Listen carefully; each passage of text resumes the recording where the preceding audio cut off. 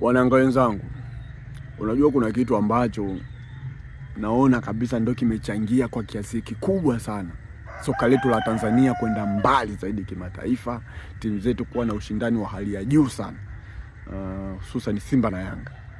Na watu wengi hawakijui hiki kitu na kipuuza. Hii kitu ni utani wa jadi. Takupa mfano mzuri mdogo tu. Young Africans tulifika finali ya kombe la shirikisho.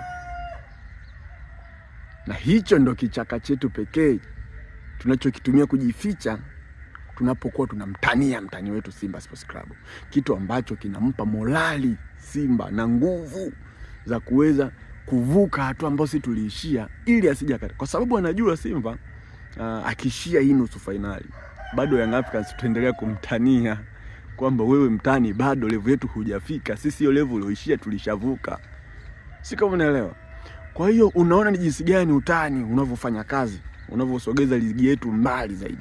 Imefika mahala sasa mpaka hizi nchi jirani hizi zinatamani kuona ligi kama ya Tanzania. Ukiangalia wachezaji wengi wa kigeni wanatamani kuja kucheza Tanzania.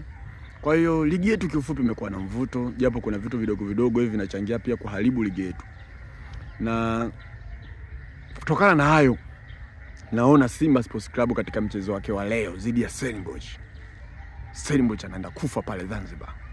Simba wamejipanga kweli kweli. Wana morali ya kuweza kupasua ngao ambayo tunaitumia Young Africans kujikinga nayo pindi tunapokuwa tunamtania. Kwa sababu Simba ili aivunje hiyo ngao ambayo tunaitumia sisi kumtania yeye, ni lazima afike finali na achukue kombe. Si kama unaelewa? Tofauti na sisi, unajua mimi Yanga, mashabiki wengi wa Yanga wagasi waelewi. Tunakuwa kama vile mazezeta mambo kwa sababu sisi ni kweli tulifika finali, ni kweli sio kitu kidogo. Lakini inakuaje anayechukua kombe mwingine alafu wewe unashangilia?